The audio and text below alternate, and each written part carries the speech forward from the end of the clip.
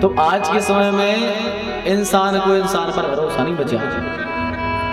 जब इंसान को इंसानी में इंसान नहीं दिख रहा तो भगवान की तो बहुत बड़ी बात है। अरे नामदेव जी की भक्ति तो वो उच्च कोटि की पहुंच गई भैया कि उन्हें तो कुत्ते में भगवान दिखने लग गए। गोस्वामी जी ने लिखा नामदेव जी को कुत्ते में भगवान दिखने लग गए, भूत में भगवान को दिखने लग गए। नामदेव जी ने भूत में से भगवान को प्रकट कर लिया था, कुत्ते में से भगवान को प्रकट कर लिया था। ये दिव्य दृष्टि हो गई थी भगवान को देखने की।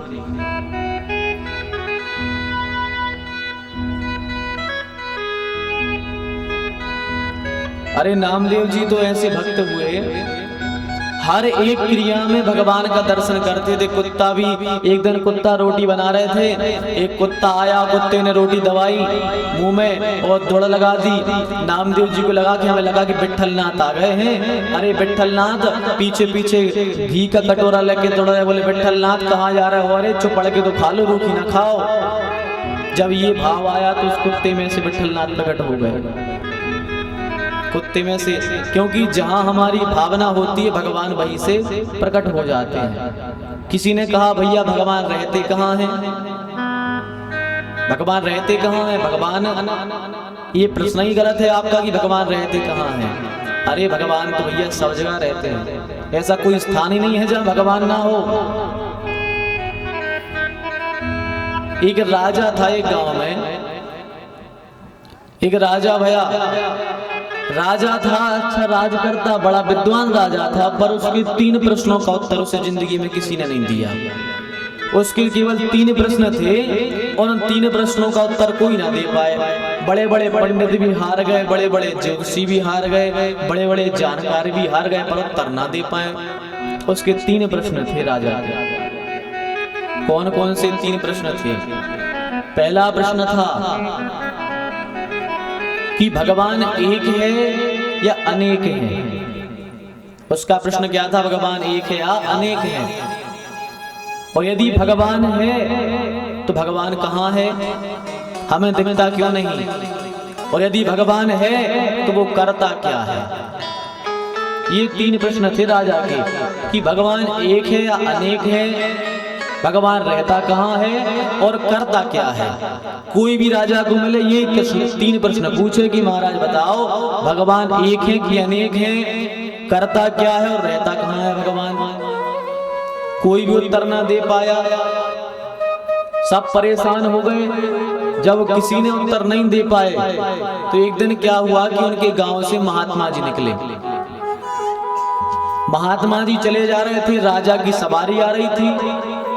महात्मा जी जो अच्छे निडर थे, बढ़िया चले जा रहे थे ठाकुर जी का भजन करते करते। सामने से राजा की पालकी जा रही थी। राजा ने देखा कि लगता है बड़ा तेजस्वी महात्मा है, महात्मा का तेज अलग झलक रहा था। तो राजा ने रास्ते में कहा महाराज प्रणाम। तो महात्मा जी ने भी प्रणाम कहा। जब ये बातचीत हो गई तो राजा से कहा कहाँ जा रहे हो, बड़े परेशान से हो, क्या बात है? तो राजा ने कहा महात्मा जी आपको देख के हमें बड़ी प्रसन्नता भई, हमारी इच्छा है कि शायद हमें कहीं उत्तर नहीं मिला जो वो उत्तर शायद आप दे दो। महात्मा जी ने कहा प्रश्न करो। जब प्रश्न करने लगा तो अब राजा बैठा था अपने रथ पर, महात्मा जी खड़े थे नीचे। तो राजा ने कहा हम एक प्रश्न करें। महात्मा ने कहा पागल हो गए, हम तुम्हारे नौकर लगे हैं कि तुम रथ पर बैठे बैठे मालिक जैसे हमें आदेश कर रहे हो, हम नीचे खड़े हैं, ये प्रश्न पूछने की कोई मर्यादा होती है? अरे तुम नीचे आओ और बढ़िया सभा लगाओ, सभा में बैठ करके तुम्हारे उत्तर देंगे हम, हमारी भी एक मर्यादा है। ऐसे ही आजकल लोग करते हैं, तो पंडित जी चले जा रहे रास्ते में प्रश्न कर दें।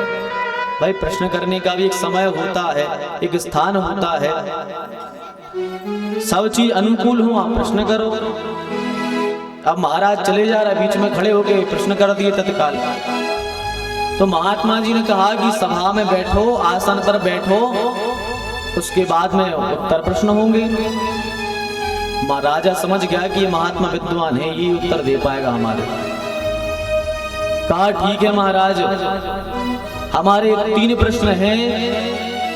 राजा ने कहा 3 प्रश्न है। महात्मा का कौन कौन से? बोले एक है कि भगवान एक है कि अनेक हैं, और भगवान रहते कहाँ हैं, करते क्या हैं? ये 3 प्रश्न है हमारे। महात्मा ने कहा अकेले में जानना चाहोगे कि सबके बीच में, पूरी जनता के सामने जानना चाहोगे अकेले में? अब राजा ने सोचा कि भैया हमारी पूरी उम्र निकल गई पर उत्तर नहीं मिला। अब यदि उत्तर मिले तो सबके सामने ही मिले, सबके बीच में उत्तर हो। तो राजा ने कहा हमारा